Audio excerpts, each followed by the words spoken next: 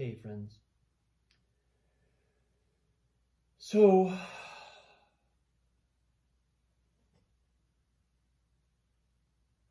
a number of experiences in the last 24 hours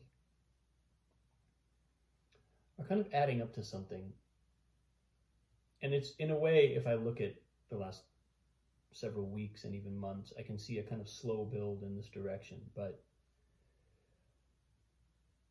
there's something about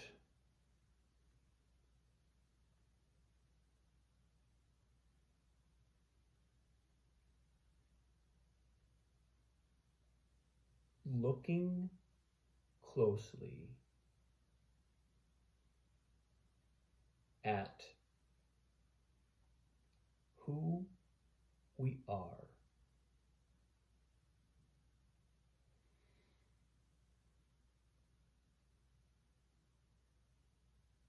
And the phrase that comes to mind is embracing our nature, or to frame it as a declaration, embrace your nature, embrace our nature.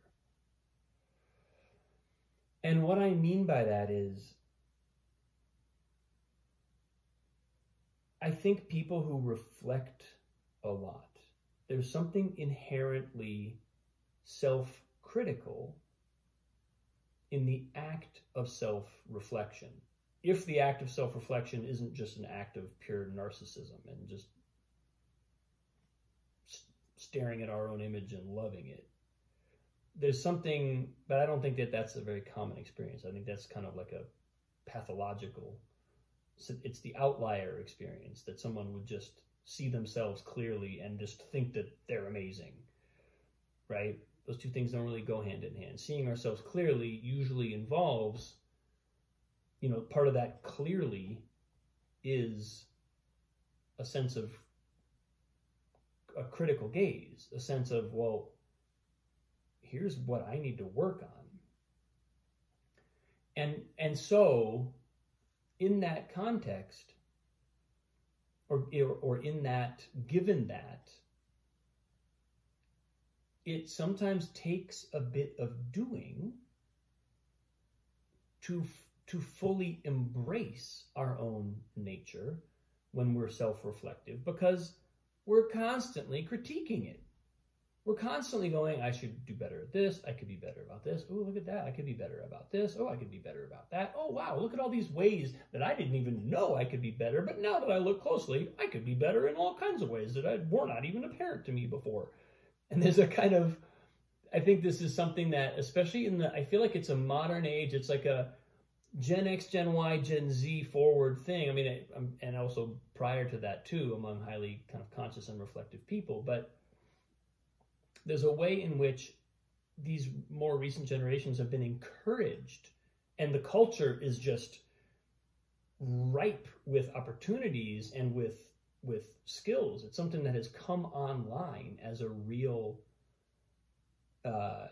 possibility, and as a kind of regular practice to be self-reflective and self-aware, and therefore self-critical.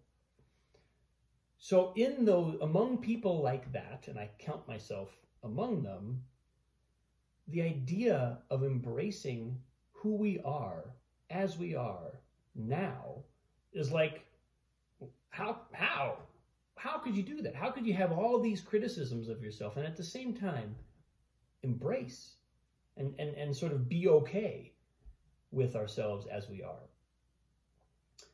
And the fact is, those two things are not mutually exclusive. They are not. If we're coming from a place of genuinely kind of, if we back up one more layer, like let's say here's the self, we back up off the self to reflect on the self, but then we can back up another layer from the self-reflective self and be conscious of all of it. Be conscious of the self, be conscious of the self that is self-reflective, and be conscious of the whole field that holds all of it. And from that place, we can embrace the self as it is. We can embrace the part of ourself that is dissatisfied with this self and that wants to make changes, wants to make corrections, wants to evolve, basically is what it amounts to. And we can be okay with the whole continuum of that process and the whole the membrane that kind of holds all that together. So we can, in other words, be rigorously self-critical and at the same time wholeheartedly self-embracing. And I think that's where the sweet spot is. And where I kind of started this post, I've had a couple of conversations and a couple of experiences. One with my daughter in music, and I talked a little bit about this yesterday, of working with my expectations of her and recognizing, if you want to hear in detail, listen to my post from yesterday. But basically, working with my expectations and recognizing at some point through the process that my expectations of her, rather than being, this is my paternal expectation of you and you shall meet it, my expectations are not that monodimensional. They're actually a kind of form of sensitive engagement with both what is important to me, but also what's important to her. And there's a kind of continuous back and forth of each of us assessing that. And ultimately, though, I'm the father. She's the 5-year-old. It's my job to hold those expectations. And when I do that, I build massive amounts of trust in her. She builds trust in me, and I have trust in her, but she builds trust in herself, more importantly. So that was one form of being, in some ways, rigorously critical of my own position, because my own position has to constantly be modified in relation to her. It can't just be, I can't ever rest and say, well, I'm the father and that's how it goes. If I can, but that truncates the process. And then she would most likely cut off and go away, because why would anybody want to, you can't connect with that. But as long as I'm in it and being rigorously self-critical, then at the same time I have to also embrace fully what I'm feeling and be there and voice that, defend that even. Not just allow that to be, I'm offering this, but I don't really have an investment one way or the other. That's not true. I have to be wholehearted about what I'm feeling and about my position and the holding my integrity, which in this case also involves making certain demands of her integrity. But that whole process involves a kind of rigorous self-criticism and a wholehearted self-embrace. I had another conversation today, completely different domain, a colleague that I haven't spoken to in a number of years. I've had only very sporadic contact with. We've had various periods of working together and had some very incredibly positive periods of work, and we've also had some friction. And I found myself in the conversation listening, being able to really hear where they were,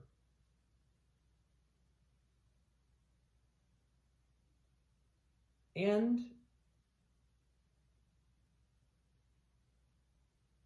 be able to articulate where I am.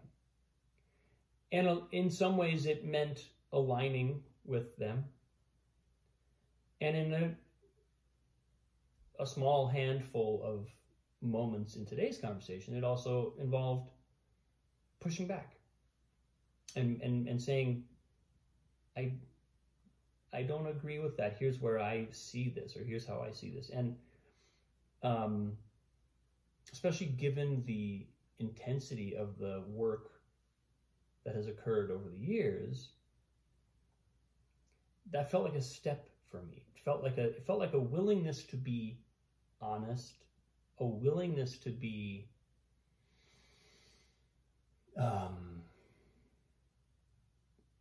just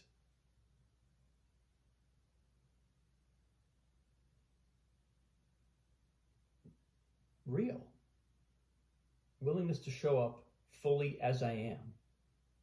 Embrace my nature, embrace who I am, and reveal that. So this is one of those things that I know never ends. As long as we're in the world, that combination of, self-reflection and I'm calling it criticism. It doesn't have to be criticism, but a willingness to change. A lot of times a willingness to change arises out of a critique. It arises out of this is how I am today, and I could be better. I want to change. I want to evolve. So there's always going to be that element. I'm at least so far, let me just put it like that. At least so far, I've not arrived at a moment where my own evolution stops. And I'm just as good as I could ever be. I'm as evolved as I could ever be. And I don't really see that happening. I don't want to jinx, not even jinx, I don't want to deflect my or anyone's capacity for total enlightenment, total consciousness. But it's also my experience that even the people whom I've seen, who I am convinced are fully realized human beings, they don't stop evolving. There's a part of them that's fully realized. There's a consciousness that they have accessed that actually doesn't really change, doesn't really evolve. But the specific identity, the body, mind that consciousness is inhabiting in the form of their identity continues to evolve. Continues to evolve. So even enlightenment doesn't get you out of this. It would appear.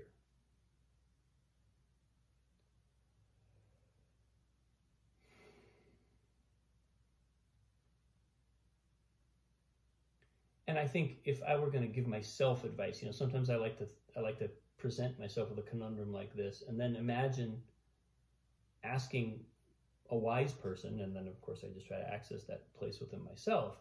If I imagine giving myself advice or giving myself some wisdom, offering myself some wisdom, I would say come from love.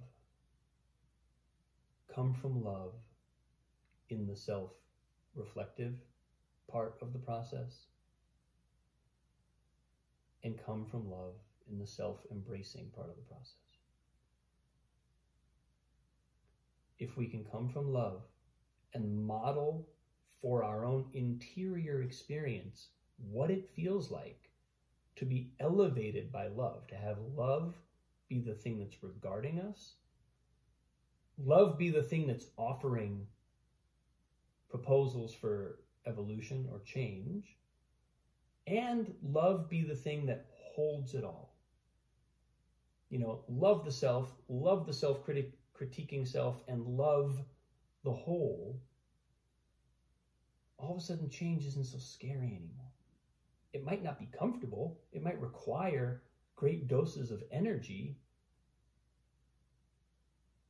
It might be work. But it's not, and it might even be scary.